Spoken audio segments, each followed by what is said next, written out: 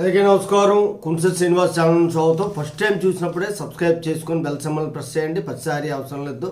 1600 పైగా వీడియోలు ఉన్నాయి. మీకు ఏ సమస్యకైనా పరిష్కారం అనేటువంటిది లీగల్గా మీకు అనేవి ఖచ్చితంగా మన దాంట్లో లభిస్తుంది. ఈరోజు ముఖ్యాంశం ఏంటంటే, ఈ రాష్ట్రంలో ఇన్కమ్ ట్యాక్స్ కట్ అవసరం లేదు. ఇదేంటి, ప్రపంచంలో ప్రతి దేశం కూడా ఇన్కమ్ ట్యాక్స్ అనేది వసూలు చేస్తుంది.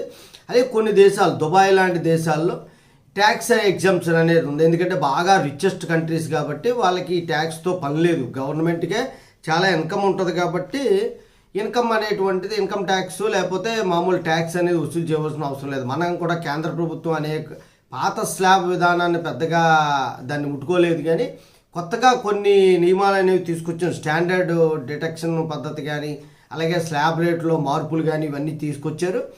ఇంకా మనం కూడా ట్యాక్స్ విషయంలో ఇంకా కొద్ది ఎగ్జామ్షన్స్ వచ్చే అవకాశం ఉంది త్వరలోనే. అది అలా పక్కన పెడితే, ప్రపంచం మొత్తంలో ఉన్నటువంటి ట్యాక్స్ విధానం ఒక్క భారతదేశంలో ఒక రాష్ట్రంలో ట్యాక్స్ కట్ అవసరం లేదు. ఆ రాష్ట్రం ఏంటంటే సిక్కిం రాష్ట్రంలో నువ్వు ఎంత సంపాదించినా సరే ఇన్కమ్ ట్యాక్స్ అనేది కట్ అవసరం లేదు. ఎందువల్ల అలా జరిగింది అంటే, సిక్కిం రాష్ట్రాన్ని మన దేశంలో 1975లో మన 22వ రాష్ట్రంగా ఏర్పాటు చేస్తున్నప్పుడు కొన్ని కండిషన్స్ అనేవి రిఫరెండం పెట్టి కొన్ని కండిషన్స్ ఏర్పాటు చేశారు. అక్కడ పాలిస్తున్నటువంటి రాజు ఒక ఆయన ఉండేవాడు. ఆయన కొన్ని కండిషన్స్ పెట్టారు. ఏమని పెట్టారంటే, 1948లోనే కొన్ని రూపొందించుకున్నారు వాళ్ళు.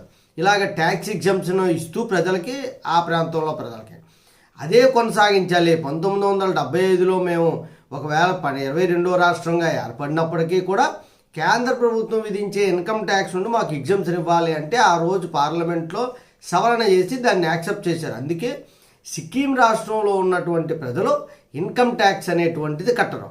ఇన్కమ్ ట్యాక్స్ ఎగ్జామ్షన్ ఉన్న ఏకైక రాష్ట్రం ఏదైనా ఉంది భారతదేశంలో అంటే అది సిక్కిం రాష్ట్రం అనమాట. జై హింద్, భారత మాతా కీ జై.